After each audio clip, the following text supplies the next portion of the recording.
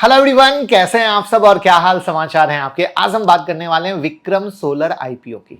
हर जगह आपको नॉर्मल जानकारी मिलेगी, लेकिन मैं आपको देने वाला हूं असली हिडन फैक्ट, ऐसे फैक्ट जो टीवी, ब्लॉग्स या दूसरे यूट्यूबर जानबूझकर इग्नोर कर देते हैं।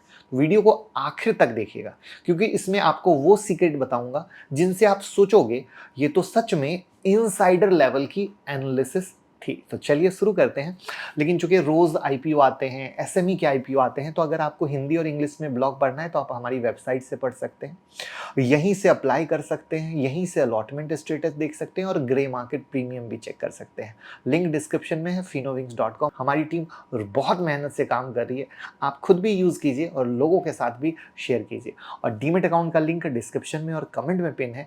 हमारे साथ डीमेट अकाउंट ओपन करें और हमें सपोर्ट करें, जिससे हमें भी अच्छा लगे कि हम जो वैल्यूएबल एनालिसिस आपको दे रहे हैं, आप खुद का या अपने परिवार का डीमेट अकाउंट खोलकर हमें सपोर्ट कर रहे हो। तो सबसे पहले बेसिक समझ लेते हैं कि भैया विक्रम सोलर का आईपीओ खुलेगा 19 अगस्त से 21 अगस्त को बंद हो जाएगा। प्राइस बैंड 315 से 332 का है। इशू साइज 2079 करोड़ का है, जिसमें से 1500 करोड़ फ्रेश इशू और 579 करोड़ ऑफर फॉर सेल है। ये जो कंपनी है ना, leading solar PV module manufacturer है, जिसकी कैपेसिटी 4.5 गीगावाट है। हिडन फैक्ट ये है कि आईपीओ से पैसा इकट्ठा करके आने वाले टाइम में विक्रम, ये जो कंपनी है, सिर्फ मॉड्यूल नहीं बल्कि सोलर सेल और बैटरी स्टोरेज सिस्टम में भी उतरने वाली है। मतलब कंपनी फ्यूचर के लिए इकोसिस्टम ही कह लो तो तैयार करने वाली है। तो सवाल ये है कि पैसा कहाँ जाएगा। तो ये समझना बहुत ज़्यादा ज़रूरी होता है। पहला है कैपेसिटी एक्सपेंशन, यानी सोलर सेल प्लस मॉड्यूल। बड़ा हिस्सा नई मैन्युफैक्चरिंग कैपेसिटी बढ़ाने में लगेगा। अभी 4.5 गीगावाट है और जो पैसा आएगा और बढ़ेगा। तो यानी हिडन एंगल क्या निकल के आया कि कंपनी बैकवर्ड इंटीग्रेशन कर रही है। दूसरा है बैटरी स्टोरेज सिस्टम। आने वाले 5 से 10 साल में एनर्जी स्टोरेज ही गेम चेंजर होगा और कंपनी यहां पर अदानी और टाटा जैसे जाइंट से मुकाबले की कोशिश में है। तीसरा वर्किंग कैपिटल, यानी जो ईपीसी प्रोजेक्ट कैपिटल हेवी होते हैं, रॉ मटेरियल लॉजिस्टिक में एडवांस में पैसा लगता है, उससे क्या होगा, लिक्विडिटी इंप्रूव होगी। चौथा है कर्ज को चुकाना। कुछ हिस्सा कर्ज चुकाने में जाएगा, तो पूरा पैसा डेट साफ करने में नहीं जा रहा, ये अच्छी बात हुई ना। R&D और फ्यूचर टेक, पेरेंट और high efficiency cell design develop करने पे भी पैसा खर्च होगा। तो यानी अगर चीजें सक्सेसफुल हुई तो कंपनी बहुत अच्छे तरीके से पैसे का यूज करने में लगी हुई है, बराबर। अब हम कंपनी के फाइनेंशियल की बात कर लेते हैं। तो टोटल इनकम 2023 में 2092 करोड़ था, 2024 में 2524 करोड़ और 2025 में 3460 करोड़। मतलब हर साल लगातार ग्रो हो रही है। प्रॉफिट 2023 में 14.49 करोड़, 2024 में 79.72 करोड़ और 2025 में 139.83 करोड़। मतलब profit growth solid. EBITDA margin 14.37%, net margin सिर्फ 4.1%। मतलब 100 रुपए की सेल पर प्रॉफिट सिर्फ 4 रुपए का है। डेट मैनेजेबल है, आईपीओ से डेट पे होगा ही। रिटर्न रेशियो की बात करें तो रिटर्न ऑन नेटवर्थ जो है 11.26 है, एनएवी 39.24 है। रिटर्न ठीक है, एक्स्ट्राऑर्डिनरी नहीं है। यानी कंपनी धीरे धीरे ग्रो कर रही है, मार्जिन भी ठीक ठाक है, क्योंकि अब सेक्टर में कंपटीशन काफी बढ़ चुका है, तो वैल्यूएशन देखना पड़ेगा। तो पी रेशियो 68 से 72x का है प्राइस बैंड के हिसाब से। वहीं पर इनके पीयर वारी का जो पी है 44 है।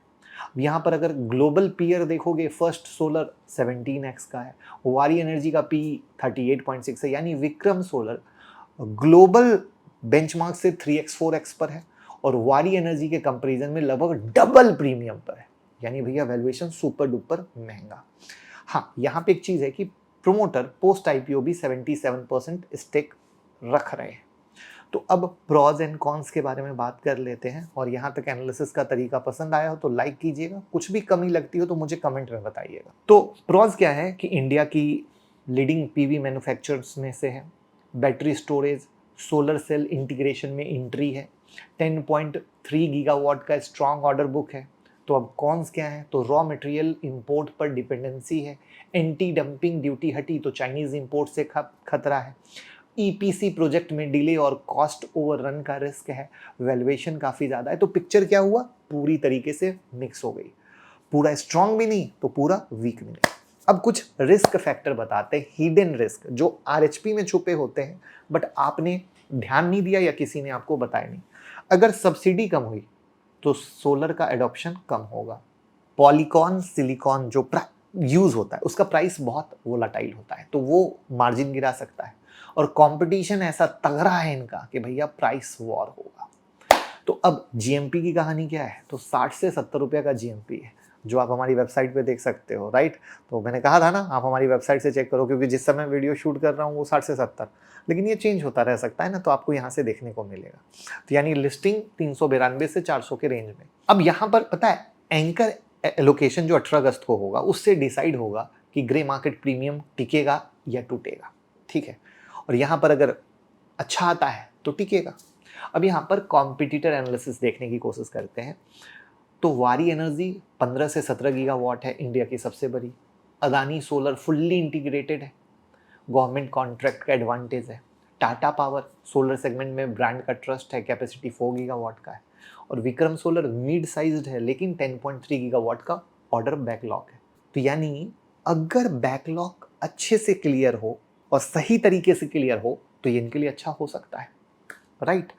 तो आपने देखा अच्छा और बुरा सब कुछ, तो सवाल है कि इन्वेस्ट करें या स्कीप करें। तो आपको पता ही है कि भैया जैसे ही सोलर जैसी बात आती है तो मार्केट में ग्रे मार्केट प्रीमियम में आग लग जाती है, जो लिस्टिंग गेन देता है वही कहानी बन रही है। लेकिन लॉन्ग टर्म में ये जो प्लान कर रहे हैं क्या वो एग्जीक्यूट होगा, जो ऑर्डर है वो किस तरीके से एग्जीक्यूट होगा, ये बहुत इंपॉर्टेंट आता है। प्लस इनका कंपटीशन अनदर लेवल का है, वो वहाँ पर कैसे सर्वाइव कर पाएंगे वो अनदर लेवल का है, राइट। क्योंकि उसके बिना कुछ भी कहना मुश्किल है। यहाँ पर एक सोर्सेज से ये भी खबर आ रही है कि Vikram solar wind storage tender पर भी नज़र रखा हुआ है। तो अगर ये सच होता है और कंपनी को टेंडर मिलता है तो डाइवर्सिफिकेशन होगा, राइट। तो दीज आर द थिंग जहाँ पे कंपनी फ्यूचर में ये करेगा वो करेगा, इस तरीके से होगा, तो वो सब होगा तभी लॉन्ग टर्म होएगा।